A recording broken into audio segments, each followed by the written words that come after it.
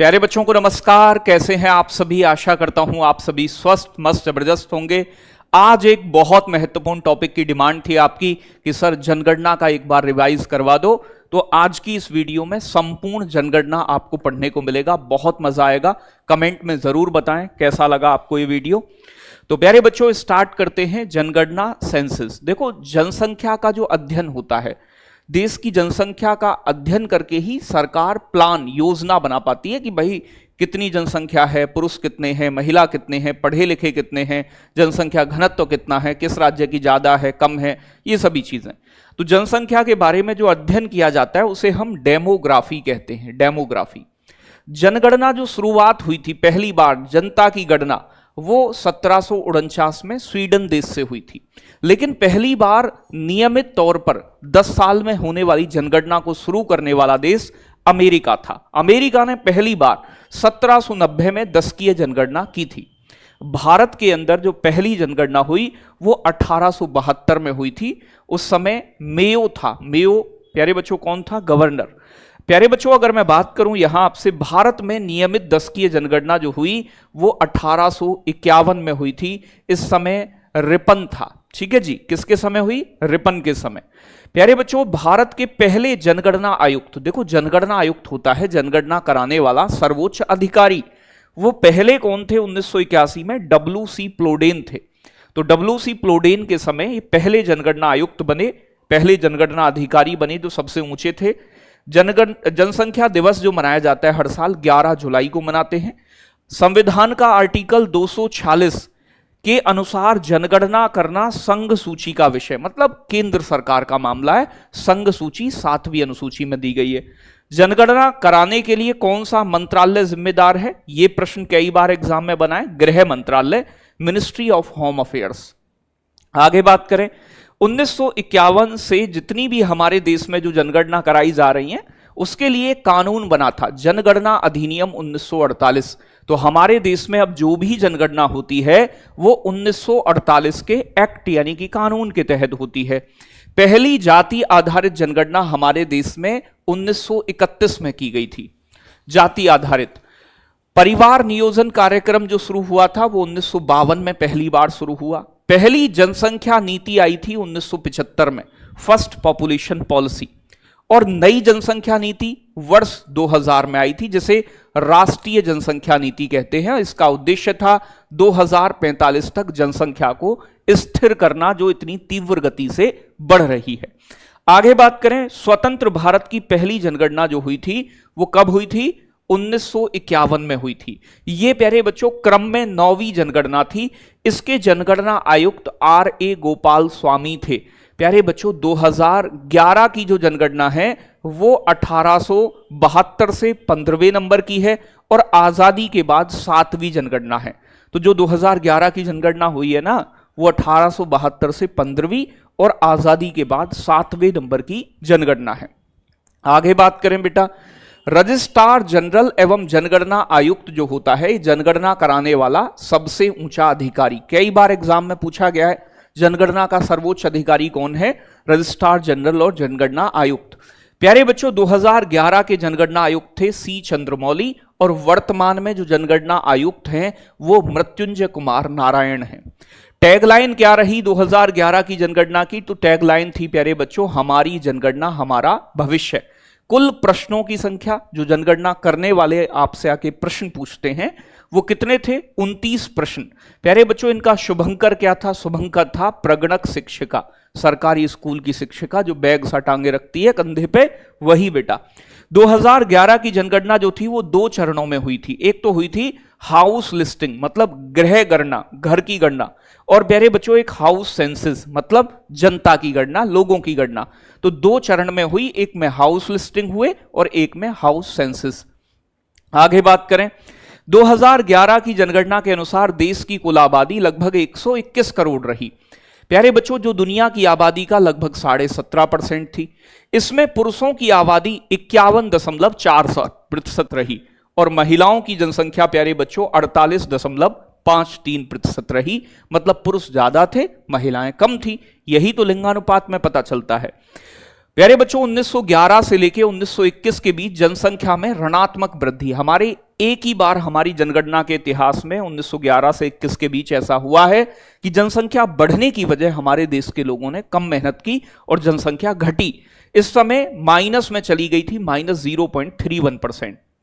1921 के वर्ष को हम महान विभाजक वर्ष भी कहते हैं, यानी कि ग्रेट डिवाइडिंग ईयर, क्योंकि पहली बार ऐसा हुआ हमारे इतिहास में कि जनसंख्या घटी। जबकि हमारे जनगणना के इतिहास में एक बार सबसे ज्यादा जनसंख्या की ग्रोथ हुई 1961 से 71 के बीच। तो प्यारे बच्चों, इस समय सर्वाधिक जनसंख्या वृद्धि का दशक कहा जाता है। 24.8% से भी ज्यादा जनसंख्या में वृद्धि देखने को मिली। तो भैया लगभग 25% की वृद्धि 1961 से 71। सबसे कम गिरावट जो आई थी, कमी आई थी, वो 1911 से 21। 2001 से 11 के बीच जो दशकीय वृद्धि दर रही हमारी जनसंख्या की, वो प्यारे बच्चों 17.7%। और 2011 में जो एनुअल ग्रोथ रेट थी, वार्षिक वृद्धि दर, वो कितनी थी? तो याद रखिएगा 1.64%। तो दशकीय वृद्धि दर 2011 में 17.7% और वार्षिक वृद्धि 1.64%। सबसे ज्यादा दशकीय वृद्धि वाला राज्य था मेघालय, जहां की आबादी 27.7% बढ़ी। न्यूनतम दशकीय वृद्धि करने वाला राज्य था नागालैंड, जो माइनस में गया था, जनसंख्या बढ़ने की वजह घटी थी, -0.6%। सर्वाधिक दशकीय वृद्धि दर वाला केंद्र शासित प्रदेश दादरा नगर हवेली था, 55.5% की वृद्धि। न्यूनतम दशकीय वृद्धि दर वाला यूनियन टेरिटरी लक्षद्वीप था, जिसकी 6.5% की दशकीय वृद्धि दर रही। आगे बात करेंगे नेक्स्ट आपका सबसे ज्यादा जनसंख्या वाले 3 राज्य। तो यूपी टॉप पर है, 20 करोड़ के आसपास थी। महाराष्ट्र दूसरे नंबर पे और तीसरे पर बिहार। न्यूनतम जनसंख्या वाले 3 राज्य में सिक्किम, मिजोरम और अरुणाचल प्रदेश। कई बार पूछ लेता है। सबसे ज्यादा जनसंख्या वाले केंद्र शासित प्रदेश यूटी, दिल्ली की सबसे ज्यादा थी, फिर पुद्दुचेरी एंड देन चंडीगढ़। न्यूनतम जनसंख्या वाले यूनियन टेरिटरी में लक्षद्वीप सबसे छोटा है जनसंख्या में, फिर दमनदीव और फिर आपका दादरा नगर हवेली। आगे बात करें जनसंख्या घनत्व। जनसंख्या घनत्व होता है प्रति वर्ग किलोमीटर में रहने वाले लोगों की संख्या। 2011 के अनुसार जनसंख्या घनत्व था 382 व्यक्ति प्रति वर्ग किलोमीटर। तो प्रति वर्ग किलोमीटर में रहने वाले लोगों की संख्या को पॉपुलेशन डेंसिटी कहा जाता है। सबसे ज्यादा जनसंख्या घनत्व वाला राज्य था बिहार, पहले नंबर पर 1106 व्यक्ति प्रति वर्ग किलोमीटर। दूसरे पर वेस्ट बंगाल 1028 व्यक्ति वर्ग किलोमीटर और तीसरे पर केरल आपका 860 व्यक्ति प्रति वर्ग किलोमीटर। न्यूनतम जनसंख्या घनत्व वाले राज्यों में अरुणाचल प्रदेश पहले नंबर पर 17 व्यक्ति प्रति वर्ग किलोमीटर, दूसरे पर मिजोरम 52 और सिक्किम 86 व्यक्ति प्रति वर्ग किलोमीटर। तो कम से कम पहला तो आपको जरूर याद रखना है, ये तो इंपोर्टेंट है ही। और यूनियन टेरिटरी की बात करें तो सर्वाधिक घनत्व में दिल्ली का जनसंख्या घनत्व 11,320 व्यक्ति प्रति वर्ग किलोमीटर था। और प्यारे बच्चों, न्यूनतम जनसंख्या घनत्व में अंडमान निकोबार था यूनियन टेरिटरी में, तो 46 व्यक्ति प्रति वर्ग किलोमीटर। तो पहले पहले राज्य और पहले पहले केंद्र शासित प्रदेश तो जरूर पता होने चाहिए। लिंगानुपात की बात करें, सेक्स रेशियो, तो प्रति 1000 पुरुषों पर महिलाओं की संख्या को लिंगानुपात कहा जाता है। 2011 के अनुसार हमारा लिंगानुपात 1000 पुरुषों पर 943 महिलाएं थीं। बाल लिंगानुपात होता है 0 से 6 वर्ष के बच्चों का, यह कितना रहा? 919 रहा। सबसे ज्यादा लिंगानुपात वाले राज्यों में केरल पहले नंबर पे था, यहां पर 1000 पुरुषों पर 84 महिला ज्यादा थी, 1084। दूसरे नंबर पर तमिलनाडु था जिसका 996 रहा और तीसरे नंबर पर आंध्र प्रदेश था जिसका 993 रहा। न्यूनतम लिंगानुपात में 3 राज्यों में पहले नंबर पे हरियाणा 879, दूसरे नंबर पे जम्मू कश्मीर 889 और तीसरे नंबर पे सिक्किम था जिसका 890 रहा। तो ये प्यारे बच्चों सर्वाधिक और न्यूनतम। सर्वाधिक लिंगानुपात वाला यूनियन टेरिटरी पुद्दुचेरी था, इसका 1037 रहा। न्यूनतम लिंगानुपात वाला केंद्र शासित प्रदेश दमनदीव था जिसका 618, मतलब हरियाणा से भी कम रहा। आगे बात करेंगे लिटरेसी मतलब साक्षरता। 7 वर्ष या इससे अधिक का कोई व्यक्ति जो किसी भाषा को पढ़ने लिखने में सक्षम हो उसे साक्षर कहा जाता है। अगर मैं बात करूं साक्षरता की तो 2011 के अनुसार ओवरऑल साक्षरता देश की 74.04% थी। ठीक है ना भाई। तो 74.04% है ये। पुरुष साक्षरता 82.14% थी और महिला साक्षरता 65.46% रही। सबसे ज्यादा पढ़े लिखों का साक्षर राज्य जो थे वो केरल राज्य था, दूसरे नंबर पर मिजोरम था और तीसरे पर गोवा राज्य रहा। न्यूनतम साक्षरता के मामले में बिहार सबसे पहले नंबर पर, प्यारे बच्चों दूसरे पर अरुणाचल और तीसरे नंबर पर राजस्थान रहा। तो कम से कम पहला पहला जरूर पता हो। सर्वाधिक साक्षरता वाला केंद्र शासित प्रदेश लक्षद्वीप था, 91.8% की साक्षरता, और न्यूनतम साक्षरता वाला केंद्र शासित प्रदेश दादरा नगर हवेली 76.2% की साक्षरता रही। सर्वाधिक पुरुष साक्षरता वाला राज्य केरल रहा, जिसकी साक्षरता 96.02% थी। न्यूनतम पुरुष साक्षरता में बिहार ही रहा।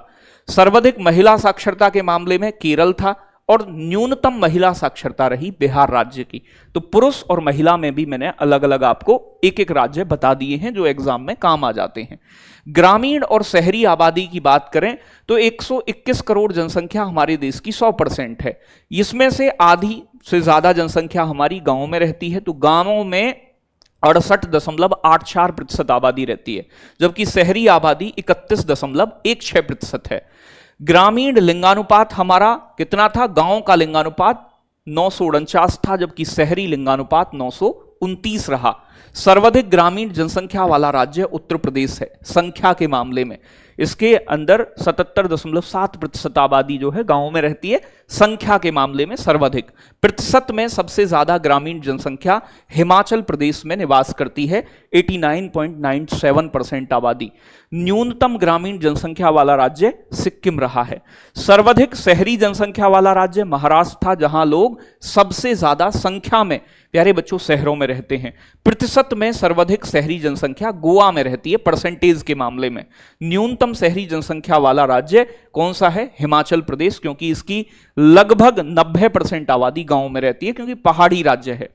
आगे बात करें अनुसूचित जाति एससी, हमारे देश में अनुसूचित जाति एससी का प्रतिशत कितना है?